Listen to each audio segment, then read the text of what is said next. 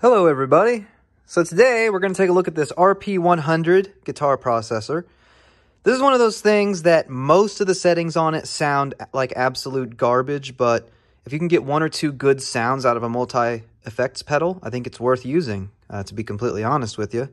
So anyway, this button on the left works great, but this button does not work at all. You have to jam it really hard, a very specific kind of way to get it to work. So what we're going to do today is talk about how we can fix that and how we can fix a button on a multi-effects processor like this. I guess this also might serve as a teardown video because I'm going to take the back plate off and see if we can get to that button. Looking at the back of the unit here, it looks like there are no screws in the battery compartment. And it looks like there's just 4 screws here. Sometimes they like to hide screws under these little feet, so we'll check on that. One thing that's really interesting here is it says made in America. So March 2001, made in America. So that's always nice to see. I got the screws removed and the plate comes right off. If we look inside here, it looks like this pedal is just a board connected to the battery compartment, which supplies the power. And then it looks like the AC is right there where those solder joints are for AC power. And these are just oversized buttons to activate a little switch on the top side of this board. So let's try and get this board out of here and see if we can get the buttons resituated. So there's an empty chassis right there. Pretty interesting. It's all just a bunch of plastic. Now this is metal on the inside. The outside's kind of like a rubberized plastic. But here it is. This is that processor. So it's just a board with, here's your inputs and your or your controller. There's a headphone jack here and a power right there. These buttons are the buttons that control up and down. If we look over here, there's a little nub here and there's a little nub here. Those are what press on these little black buttons. So we're just gonna see if we can add some pressure there so that they're easier to press.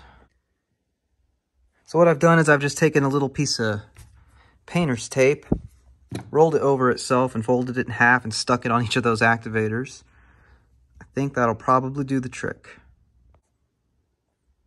I went ahead and got the board screwed back in. Before we screw the back plate on, let's go take it over and see if the buttons work.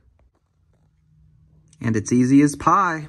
It works perfect. No matter where you press on the button, as you can see, it's a little squeaky, but it works. So we'll go ahead and do a sound sample after this so that it was worth watching me mess around with this thing, try to get it fixed.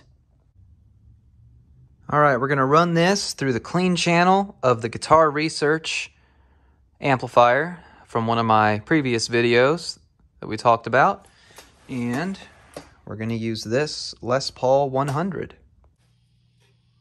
There's really only 2 settings that I use with this thing, and it's a clean setting that has a bunch of reverb and stuff layered over it, a dirty setting that has a phaser, and the same dirty setting with no phaser.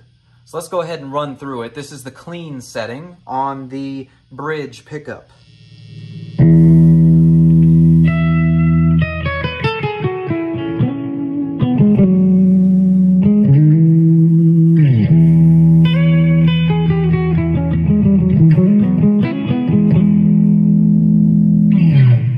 Neck.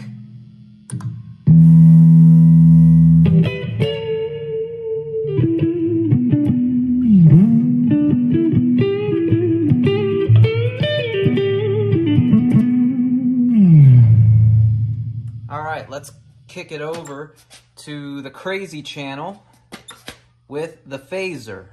This will be neck only. Bridge only, not neck only.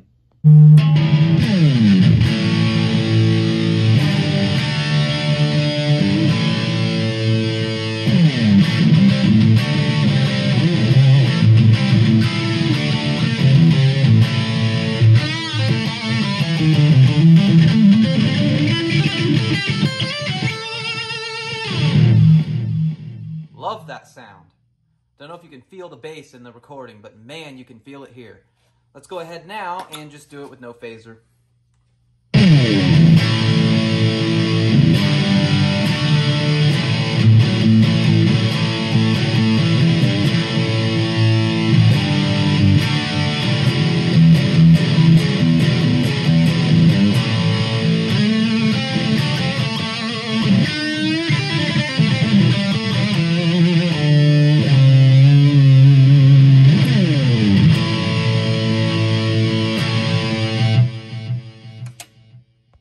So there you have it. That was fixing the RP100's button problems and a little sound sample. I love this little thing. Those are really the only couple of settings that I use on it. Digitech has fantastic delay, so I just love adding that delay and adding that really heavy sound. It just sounds really good. The clean sound is just a lazy way to get a clean sound. So anyway, I hope you enjoyed it. Thank you very much, and have a good one.